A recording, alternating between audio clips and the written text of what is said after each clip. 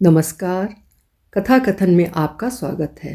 आज सुनिए युवा लेखिका पूर्णिमा मित्रा की लिखी हुई कहानी बदलते रिश्ते।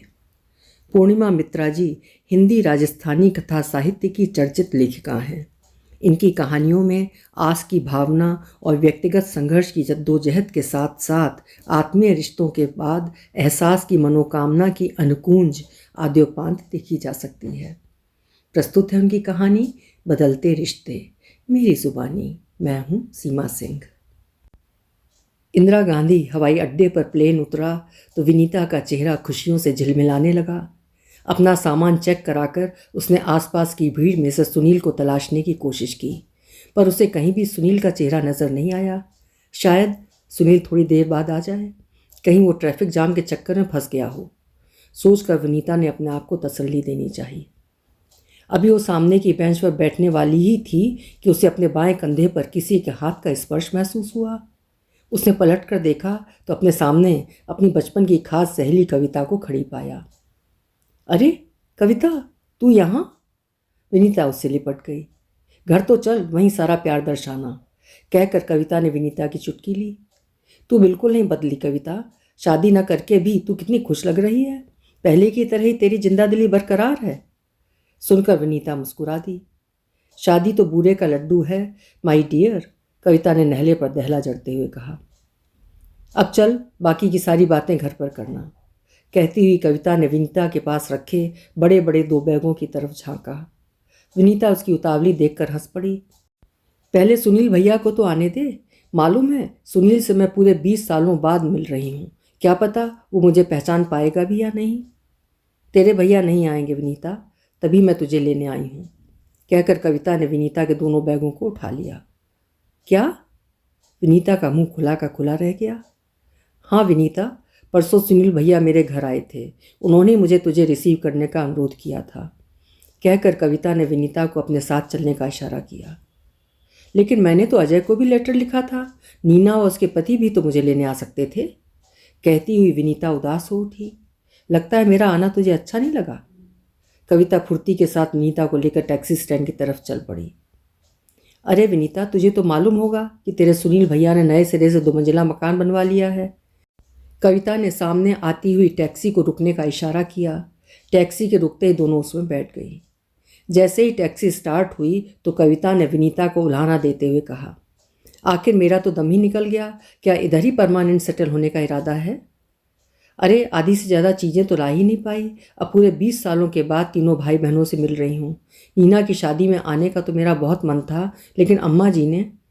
विनीता ने अपना वाक्य अधूरा छोड़ दिया। तेरी अम्मा जी ने तुझे यहाँ आने से मना क्यों कर दिया था? तुझे इस बात का कुछ पता है? कविता ने प्रश्नवाचक दृष्टि से विनीता को देखा। उसे खामोश पाकर उस स्वयं बोल उठी, क्योंकि तेरे दोनों भाई ये नहीं चाहते थे कि नीना की शादी में जो रुपए तूने भेजे हैं उसका किसी को पता चले।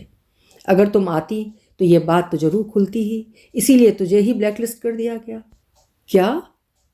विनीता इतना भयंकर रहस्योद्घाटन सुनकर सिहर उठी।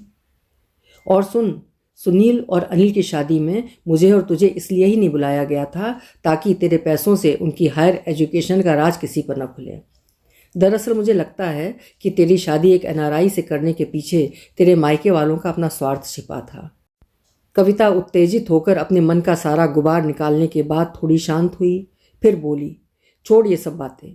शादी के बाद पति ही अपना होता है। तू जीजा जी की सुना, वैसे कैसे कट रही है तुम दोनों में?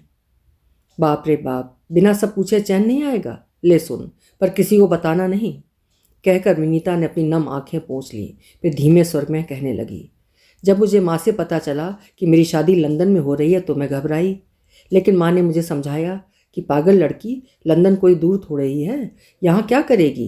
किसी क्लर्क की बीवी बनने के वास्ते हमारे 20-25 हज़ार खर्च करवाएगी, लड़कों की तलाश में बाप की जूतियाँ घिसवाएगी। अखिल के माँ बाप तो बिना दान दहेज के तुझे अपना रहे हैं। वैसे तेरे जैसी खूबसूरत व घरेलू लड़कियों की उनके लिए कोई कमी नहीं है। तू परदेश जाएगी, अपने छोटे भाई बहनों के लिए भी कुछ कर पाएगी। माँ के समझाने बुझाने में ही मैंने इस विवाह के लिए हामी भर दी। विवाह के कुछ ही वर्षों बाद मुझे पता चल गया कि अखिल को लिवर की लाइलाज बीमारी थी। जब वे लंदन में नौकरी करने गए तो वहाँ की फास्ट लाइफ के साथ तालमेल बिठाने के चक्कर में उनकी तबीयत और बिगड़ती चली गई। ऐसे में उनके माँ बाप को एक ही रास्ता सूझा, फटाफट उनकी शादी किसी घरेलू टाइप की लड़की से करना। तेरी शादी में विनीता हमें भी तुझसे बहुत जलन हुई थी, परंतु बाद में हर महीने जब तेरे मनी ऑर्डर आने लगे और तेरे मायके वालों का काया पलट होने लगा तो हमें बड़ी हैरानी हुई। कविता ने अपनी प्रतिक्रिया व्यक्त की। कविता की बात अनसुनी करते हुए विनीता बोलती ही गई। घर में रुपए न भेजती तो क्या करती? माँ हर चिट्ठी में बीमार बाबूजी व 3 छोटे भाई बहनों की दुहाई देती रहती। अखिल की एक अच्छी आदत थी कि उन्होंने कभी मुझे मायके वालों की मदद करने से रोका नहीं, वरना शादी के बाद ही मुझे पता चल गया था। बताना, क्या पता चला था? क्या? कविता पूरी बात सुनने के लिए उतावली हो उठी। अरे पगली, 20 वर्ष का लेखा जोखा 20 सेकंड में जान लेना चाहती है, कहकर विनीता ने नज़र झुकाकर फुसफुसाते हुए कहा। जब शादी के बाद 5 सालों में भी हमारी कोई संतान नहीं हुई तो मैंने अखिल पर दबाव डालकर डॉक्टर के पास जाने की जिद की। तो पहले तो अखिल टाल मटोल करने लगे। मुझे उनकी इस बेफिक्री पर बड़ी हैरानी हुई, लेकिन जब मैंने अपना चेकअप कराया तो मेरे टेस्ट पॉजिटिव आए तो मुझे अखिल की आनाकानी का राज समझ में आया। तो फिर मायके क्यों नहीं लौट आई? क्यों तलाक नहीं ले लिया अखिल से? आवेशित होकर कविता कह उठी। फिर किस किस को सफाई देती फिरती? क्या करती तलाक लेकर? कहाँ जाती? किसके सहारे, किसके आसरे तलाक लेती? मानवीय दृष्टि से सोच, क्या अखिल को वैसी हालत में छोड़ देना उचित होता? बच्चे होने से ही क्या समस्याएं सुलझ जाती हैं? विनीता ने प्रश्नवाचक निगाह कविता के चेहरे पर गड़ा दी। कविता उन निगाहों में छुपे भावों को पकड़ने की कोशिश में असफलता महसूस करने लगी। थक हार कर कुछ मिनट ठहर कर कविता ने हल्के से विनीता की बाईं कलाई को छूते हुए कहा, विनीता, तेरे सवाल अपनी जगह बिल्कुल सही हैं, लेकिन फिलहाल एक दोस्त होने के नाते इतना ही कहूँगी कि अगर इधर आना हो तो निसंकोच आ जाना। मेरा घर हमेशा तेरे लिए खुला रहेगा। विनीता हल्के से मुस्कुराई और बोली, अरे पगली, मैं हमेशा के लिए ही यहाँ बसने आई हूँ। उनकी मृत्यु के पश्चात में जाऊँगी भी कहाँ? जब तक वो जिए हमने एक दूसरे के सुख दुख में साथ दिया, अब वही नहीं रहे तो विदेशी धरती पर पड़े रहने का मेरा बिल्कुल मन नहीं है। बस सारी संपत्ति बेच बाच कर जो भाई अपने पास मुझे रखेगा उसके पास रह जाऊंगी, और क्या। कविता को विनीता की नादानी पर हंसी आ गई। वो किसी तरह अपने को संयमित करके बोली, देख, याद रखना, भावुकता में आकर किसी से कोई वादा मत कर बैठना, बाकी तू खुद समझदार है। टैक्सी जैसे ही घर के सामने पहुंची, विनीता ने चैन की सांस ली। टैक्सी का भाड़ा चुकाकर जैसे ही उसने अपने घर की घंटी बजाई तो एक प्रौढ़ा ने दरवाज़ा खोल दिया। कविता ने उसका परिचय देते हुए कहा, देख विनीता, ये पारूबाई है, कई सालों से यहीं पर काम कर रही है। पारूबाई, भैया कहाँ हैं? कहीं बाहर गए हैं क्या? कहकर विनीता ने इधर उधर अपनी दृष्टि दौड़ाई। पारूबाई फुसफुसाकर बोली, वो तो सामने वाले कमरे में हैं। अच्छा, मैं मिलकर आती हूँ, कहकर विनीता फुर्ती से सुनील के कमरे की तरफ बढ़ गई, लेकिन अंदर से आती हुई आवाज़ों ने उसके पाँवों में मानो बेड़ियाँ डाल दी। तभी सुनील का दबा स्वर सुनाई दिया, दीदी आएगी तो उन्हें क्या कहेंगे? उन्हें डायरेक्ट ना भी नहीं कह सकते? आखिर उनके पैसों से ही हमें 2 मंजिला मकान बनवाने में मदद मिली। फिर आजकल तो बेटियों को भी जायदाद में हिस्सा मिलने लगा है। मेरा तो दिमाग ही काम नहीं कर रहा है कि ऐसे वक्त तुम्हारा दिमाग तो काम करता ही नहीं है। मैं हूँ ना, सारा ठेका जो मैंने ले रखा है। ना कोई बाल बच्चे, ना ही कोई पानी देने वाला। ऐसी औरत को रखना क्या मुसीबत से खाली नहीं? सुनील की बहू का झल्लाया सा स्वर उसके दिमाग में हथौड़े की तरह चोट कर गया। अपने देश में अपनों के बीच बसने की आकांक्षा पर इस कदर तुषारापात हो जाएगा, ये तो उसकी उम्मीद से भी परे था। किसी तरह अपने आप को संभाला, फिर मरे मरे कदमों से कविता के पास आ खड़ी हुई। उसका उतरा चेहरा देखकर ही कविता को कुछ अनहोनी की आशंका हुई, लेकिन उसने हिम्मत जुटाकर पारूबाई को सुनील को बुला लाने को कहा। चंद ही क्षणों में सुनील सुस्ताया सा प्रकट हुआ। कविता को ध्यान से देखते हुए सुनील विनीता की तरफ मुखातिब हुआ, क्या करूं दीदी, कल ही आधी रात को फ्लाइट से लौटा हूं, पूरा बदन टूट रहा है, इसलिए आपको रिसीव करने नहीं पहुंचा। I am very sorry. कोई बात नहीं भैया, तुम प्लेन से कब आने जाने लगे? कोई अर्जेंट काम था क्या? ना चाहते हुए भी विनीता के मुंह से निकल गया। अपनी चोरी पकड़ी जाने पर सुनील खिसिया कर बोला, अब आ गई हो तो 4 दिन यहीं ठहर जाना। बेकार में आगरा जाकर अनिल से मिलने में कोई फ़ायदा नहीं। ठीक है, मैं यहीं ठहर जाऊंगी, पर एक बात बता, हमेशा के लिए अगर तुम्हारे पास ठहर जाऊं तो कैसा रहेगा? पागल हो गई हो क्या दीदी? कल हमारे बच्चे भी बड़े होंगे, उनके लिए अलग अलग कमरे चाहिए। कहती हुई सुनील की पत्नी वीणा ने कमरे में प्रवेश किया। कविता की तरफ कड़ी निगाह करके वीणा बड़बड़ाने लगी। विनीता दीदी को रिसीव करने का बहुत बहुत शुक्रिया, फिर आइएगा, अभी तो हम लोग। कविता हतप्रभ रह गई। अपमानित होने की पीड़ा उसके चेहरे पर खिंची गई, लेकिन हौले से बोली, अच्छा अब चलूं? उसके उठते ही वीणा तैश में आकर बोलने लगी, देखिए हमारे यहाँ तो खुद ही जगह की कमी है, आपको कहाँ ठहराएं? बेहतर होगा कि आप वापस लंदन चली जाएं। विनीता को मन ही मन हंसी छूट गई, परंतु अपने को संयमित करके वो बोली, अच्छा कोई बात नहीं भाभी, मैं अनिल से बात करके देखती हूँ, वो कई बार इस बारे में कह रहा था। जैसी आपकी मर्जी। वैसे अनिल पहले वाला अनिल तो रहा नहीं, ऊपर से उसकी बीवी तो इतनी तेज है कि। कहती हुई वीणा कमरे से बाहर निकल गई।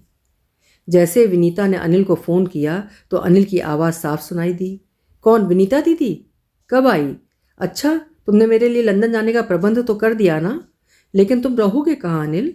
विनीता ने पूछा तो अनिल का झल्लाया स्वर गूंज उठा, कमाल करती हो, तुम्हारा घर रहते हुए भला मैं और कहाँ रहूँगा? लेकिन वहाँ आजकल नौकरी मिलना इतना आसान थोड़े ही है। फिर हमारा फ्लैट तो कंपनी का था, आजकल तो मैं किराए के फ्लैट में शेयर करके रह रही हूँ।